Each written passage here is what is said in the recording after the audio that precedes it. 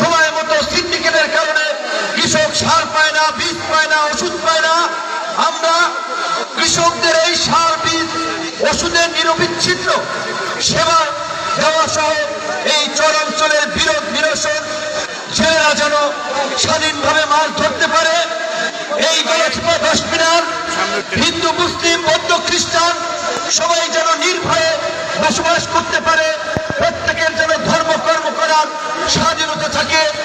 এই সমাজের অর্ধেক অংশই নারী, সেই নারীদের জন্য একটি নিরাপদ সামাজিক ব্যবস্থা, আমাদের মা বোনেরা, আমাদের ছোট শিশুরা ছোটখাটো অসুখে আক্রান্ত হলে পটুয়াখালী যেতে হয়, বরিশাল যেতে হয়, কারণ এই গলাচিপায় উপজেলা হসপিটালে পরিপূর্ণ চিকিৎসা হয় না। আমরা চাই উপজেলা পর্যায়ে একটা মানসম্মত চিকিৎসা সেবা নিশ্চিত করা। আমাদের এই উপজেলার চরাঞ্চল থেকে শুরু করে পৌর এলাকার রাস্তাগুলোর বেহাল দশা, আমরা চাই এই রাস্তাগুলোকে পরিকল্পিতভাবে সুন্দরভাবে সড়কগুলোকে গড়ে তোলা। আমাদের এই কৃষক, শ্রমিক, মেহনতি মানুষের সন্তানদের যেন অর্থের অভাবে পড়াশোনা বন্ধ না হয়ে যায়, কোনো মানুষ যেন বিনা চিকিৎসায় মারা না যায়, আমরা সেই বিষয়গুলো নিশ্চিত করতে চাই। সর্বোপরি এই দেশের এই জনপদের উন্নয়নের জন্য, এই জনপদকে এগিয়ে নিতে, এই জনপদের মানুষের জন্য একটি সুখী সমৃদ্ধ গলাচিপা 10 মিনার গড়ে তোলার জন্যই আমি এই এলাকা থেকে প্রার্থী হয়েছি। আপনারা জানেন আমি ঢাকা বিশ্ববিদ্যালয়ের ভিপি ছিলাম। জাতীয় পর্যায়ে আলহামদুলিল্লাহ আপনাদের দোয়ায় সকল মানুষ চিনে, চাইলে দেশের বিভিন্ন জায়গা থেকে নির্বাচন করতে পারতাম। আমাকে অনেকেই পরামর্শ দিয়েছে ঢাকা থেকে নির্বাচন করেন, এত কষ্ট লাগবে না, পয়সা খরচ হবে না, আপনাকে সবাই চিনে, সহজে ভোট দেবে। আমি বলেছিলাম এই জনপদের মানুষ আমাকে তাদের সন্তান মনে করে, এই মাটির সন্তান মনে করে। আপনারা জানেন আমি ছাত্রদের অধিকার আদায়ের জন্য 2018 সালে সেই কোটা সংস্কার আন্দোলন থেকে কৃষকের অধিকার, শ্রমিকের অধিকার, গার্মেন্টস কর্মীর অধিকার কিংবা মানুষ যখন অন্যায় বিচারের শিকার হয় সেটার প্রতিবাদ করেছি, মজলুমদের পক্ষে কথা বলেছি এবং সেই কথা বলতে গিয়ে অসংখ্যবার রক্তাক্ত হয়েছি, হামলার শিকার হয়েছি, কিন্তু জীবনে কারো বিরুদ্ধে কোনো মামলা দেয় নাই, কারো বিরুদ্ধে কোনো হামলা করি নাই, কাউকে কোনো কটু কথা বলি নাই, কারণ আমরা প্রতিহিংসা, প্রতিশোধের রাজনীতিতে বিশ্বাস করি না। আজকে আমাদের নেতা কর্মীদেরকে হুমকি দেওয়া হচ্ছে, 12 তারিখের পর দেখবে বিএনপি ক্ষমতায় আসবে, তারা কমিটি তাদের মতো করে করবে।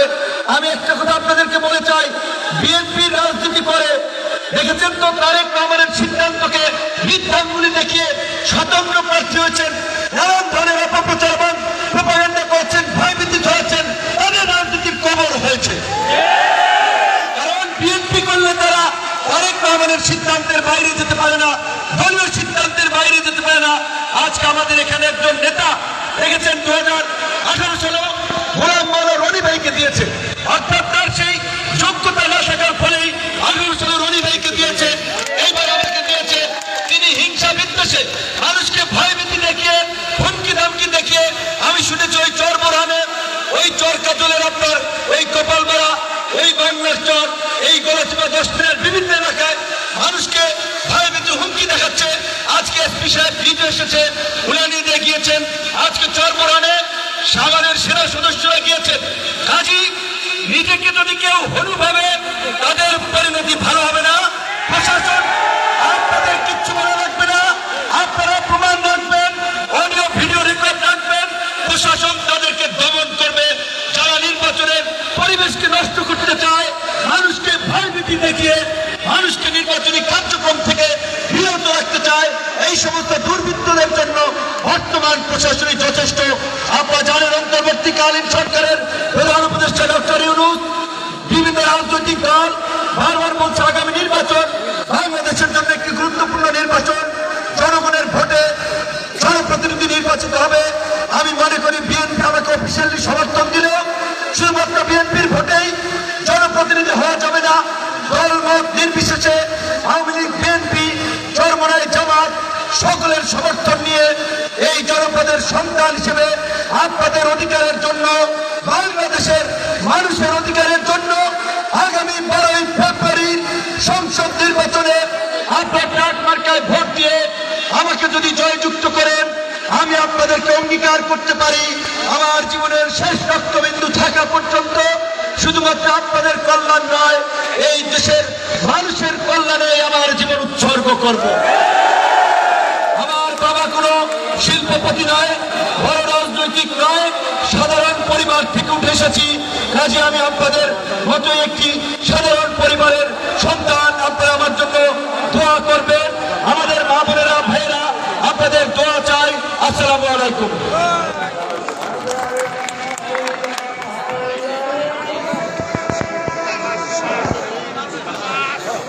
আজান দিচ্ছে, আজানের পর আমরা এই সভাটি শেষ করব।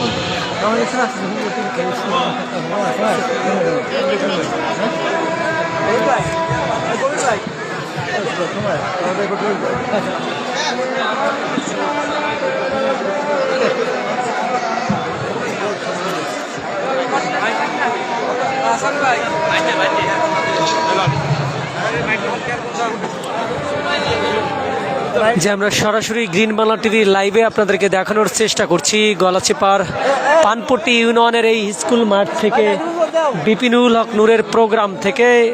আপনারা দেখতে পাচ্ছেন একটু আগে কিন্তু বিপিনুল হক নূর কিন্তু এখানে বক্তব্য রেখেছেন। তিনি বলেছেন তার শেষ রক্তবিন্দু পর্যন্ত এই জনপদ মানুষের পাশে আছে, থাকবেন, এমনই কিন্তু প্রতিশ্রুতি দিয়েছেন তিনি এই সংসদীয় আসনের সাধারণ মানুষকে। আমরা দেখানোর চেষ্টা করছি।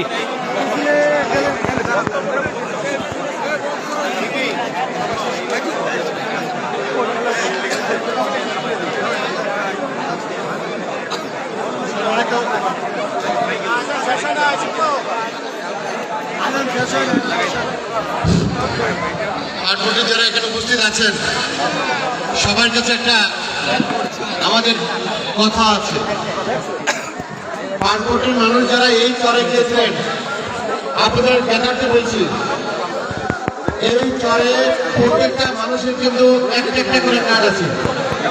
যাদের কার্ড আছে কিন্তু এখানে দেখা যাচ্ছে অনেক মানুষ শত শত একর, শত শত কানি জমি চাষ করছে বিভিন্ন উপায়ে। এই ব্যাপারে আপনারা সোচ্চার হবেন, যার যার জমি শেষে চাষ করার চেষ্টা করবেন। সামনে যেন আপনাদের একজনের জমি অন্যজন চাষ না করতে পারে, এই ব্যাপারে আপনারা কিন্তু নিজেদের। জি, আমরা সরাসরি দেখানোর চেষ্টা করছি গলাচিপা উপজেলার যে পানপট্টি ইউনিয়ন রয়েছে সেই পানপট্টির হাই স্কুল মাঠ থেকে কিন্তু সরাসরি দেখানোর চেষ্টা করছি। এই মুহূর্তে কিন্তু এই মঞ্চে উপস্থিত রয়েছেন গলাচিপা দশমিনা আসনের বিএনপি সমঝোতার প্রার্থী বিপিনুল হক নূর, এবং সাথে আমরা দেখতে লক্ষ্য করেছি যে এখান থেকে যিনি মনোনয়ন চেয়েছিলেন সেই শিবলু খানও আছেন। পানপট্টিবাসীর কোনো বার্তা আছে? পানপট্টিবাসী ভোট দেবেন কিসে? কেরাকে পানপট্টির মাকড়া,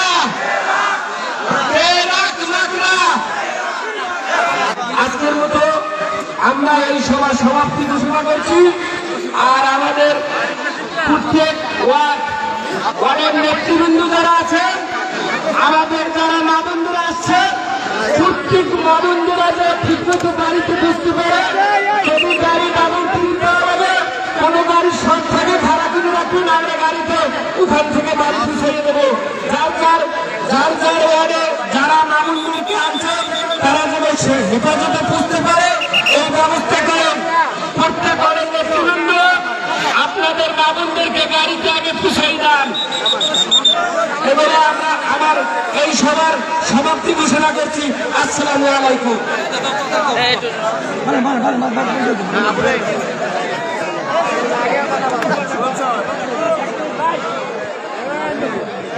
পানপট্টিবাসী যে থেকে আছেন সবাই যার যার স্থানে চলে যাব,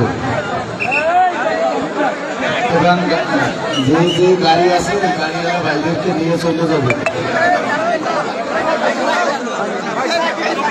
যে আপনারা দেখতে পাচ্ছেন বিপিনুল নুরুল হক নূরের সাথে ছবি তোলার জন্য, কথা বলার জন্য মানুষ ভিড় জমাচ্ছেন।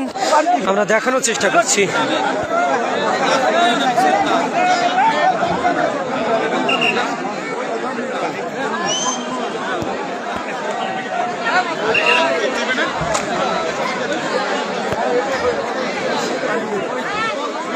হ্যাঁ সরো।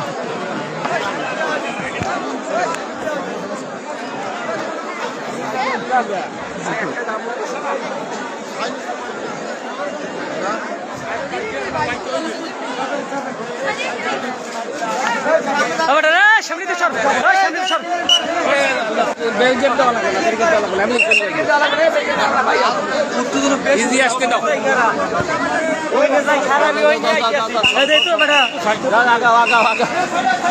নামাজে যাইবে তাড়াতাড়ি হাঁটু পিছনে করে একটু ফাঁক করে না সাইডে দেখে হাঁটু পিছনে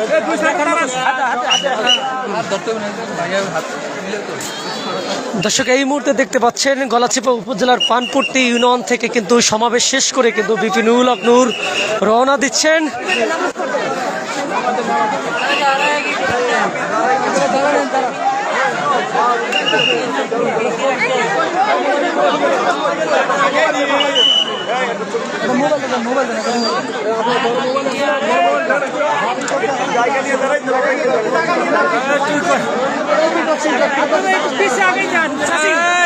ভাগ দিয়ে সবই করতেন পিছিয়ে ভাগ দিয়ে দেন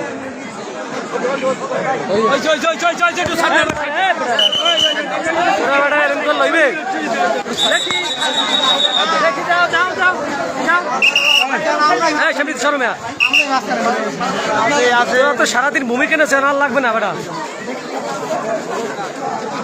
শেষে কষ্ট দেবো গিলির মতনই দেয় বাইরে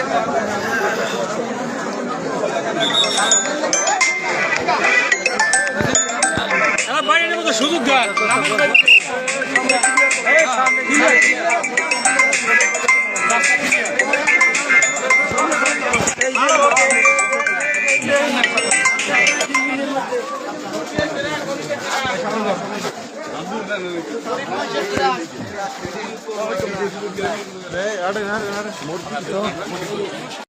শুভেচ্ছা গণ অধিকারের পক্ষ থেকে আর গোলাপ শুভেচ্ছা যুব দলের পক্ষ থেকে আর গোলাপ শুভেচ্ছা যুব অধিকারের পক্ষ থেকে আর গোলাপ শুভেচ্ছা ছাত্র দলের পক্ষ থেকে আর গোলাপ শুভেচ্ছা ছাত্র অধিকারের পক্ষ থেকে আর গোলাপ শুভেচ্ছা বিভিন্ন আগমন স্বাগতম শুভেচ্ছা স্বাগতম বিভিন্ন আগমন পানপট্টির পক্ষ থেকে আর গোলাপ শুভেচ্ছা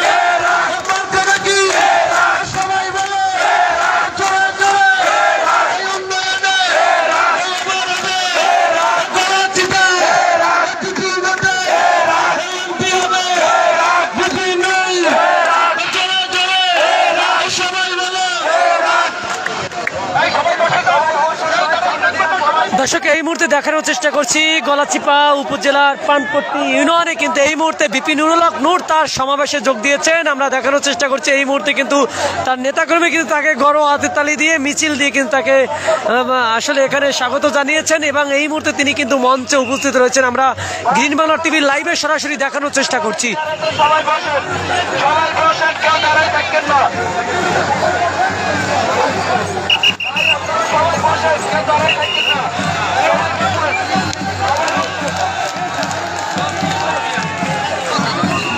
আপনারা দেখতে পাচ্ছেন বিভিন্ন ইউনিয়ন থেকে কিন্তু বিভিন্ন হাট থেকে কিন্তু বিশাল বিশাল মিছিল নিয়ে কিন্তু এই মুহূর্তে উপস্থিত হয়েছে।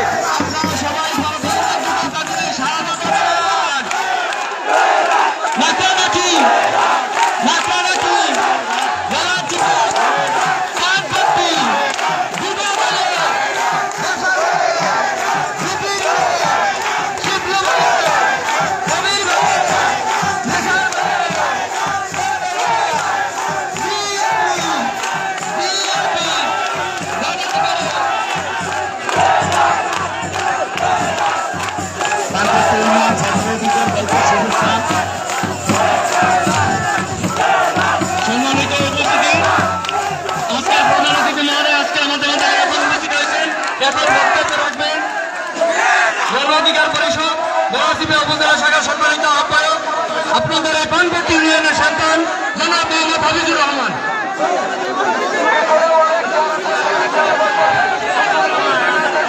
বিসমিল্লাহির রহমানির রহিম। প্রিয় পানপট্টিবাসী, আপনারা একটু শান্ত হন। আমরা অত্যন্ত আনন্দিত আজকের এই সভায় আমাদের সম্মানিত মেহমান আসছেন, আপনারা তাদেরকে সম্মানিত করেন। নীরবভাবে আপনারা বসে যান।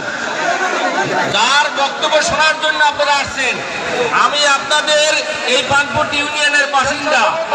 আমাদের এই এলাকাটাই অত্যন্ত অবহেলিত এলাকা,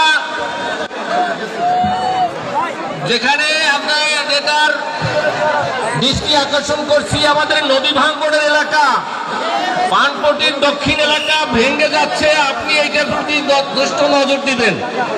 আরেকটা বিষয়, জয়মানিকের যে সেতুটি এখন ভেঙে অবস্থায় আছে, এইটিকে আমি অনতি বিলম্বে এটা কার্যকরী ব্যবস্থা নেওয়ার জন্য অনুরোধ করছি। আপনারা জানেন, আমি ইতিমধ্যে শুনেছি বিভিন্ন টাকার বিনিময়ে আপনারা বিকৃত হয়, মানুষকে কেনা হয়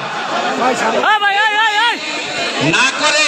ওই যে সিদ্দিক ভাইয়ের পরে যে ধান বেচতে গেলে পথে বসে, এই পথে বসার আগে মূল বাজারে যান, বাজারে যাইয়ে দেখেন ডলার ভালো পাবেন। সবাইকে ধন্যবাদ দিচ্ছি। আমরা যার নেতার কথা শোনার জন্য আসছেন তাদের কথাই শুনবেন, এই আশাবাদ ব্যক্ত করে আমার সংক্ষিপ্ত বক্তব্য শেষ করছি। ধন্যবাদ।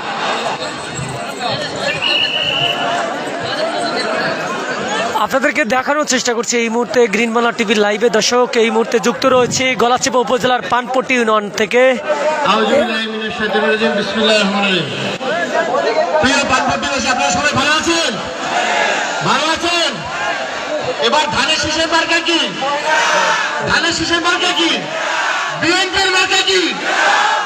এখন আপনাদের মাঝে আমি বক্তব্য দেওয়ার জন্য অনুরোধ করছি।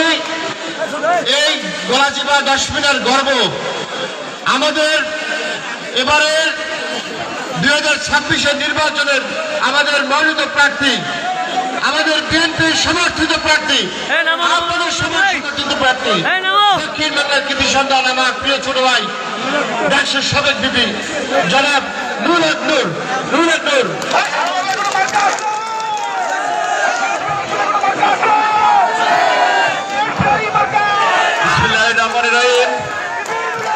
পানপট্টিবাসী,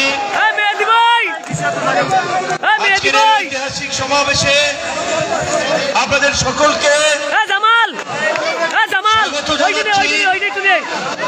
আজকে গণ অধিকার পরিষদ বিএনপি পানপট্টি ইউনিয়ন কর্তৃক আয়োজিত এই সমাবেশে মঞ্চে উপস্থিত আছেন পটুয়াখালী জেলা বিএনপির সাবেক সহসভাপতি, উপজেলা বিএনপির সাবেক সভাপতি জনাব আলহাজ গোলাম মোস্তফা, গলাচিপা উপজেলা বিএনপির সাবেক সাধারণ সম্পাদক জনাব সোহরাব মিয়া। কিছুক্ষণ আগেই বক্তব্য না রেখে সংক্ষেপ করেছেন গলাচিপা দশমিনা বিএনপির প্রতিষ্ঠাতা জনাব শাহজাহান খান সাহেবের ছেলে, জেলা যুবদলের ভারপ্রাপ্ত সাধারণ সম্পাদক শিবলু খান, বিএনপির সাংগঠনিক সম্পাদক নেসার রানী, মহিলা দলের নেত্রী গলাচিপা উপজেলা বিএনপির সদ্যবিলুপ্ত কমিটির যুগ্ম সাধারণ সম্পাদক আশরাফ মোল্লা, গলাচিপা উপজেলা বিএনপির সাবেক যুগ্ম সাধারণ সম্পাদক জনাব সোবান মিয়া, পৌর বিএনপির সাংগঠনিক সম্পাদক জিয়াউর রহমান জিয়া, গণ অধিকার পরিষদের উপজেলার সাধারণ সম্পাদক জাকির হোসেন, আহ্বায়ক আপনাদের এই পানপট্টির কৃতি সন্তান শিক্ষক মানুষ জনাব জাকির হোসেন, এবং আজকের এই প্রোগ্রামে সমন্বয় করছেন গণ অধিকার পরিষদ উপজেলার এই পানপট্টি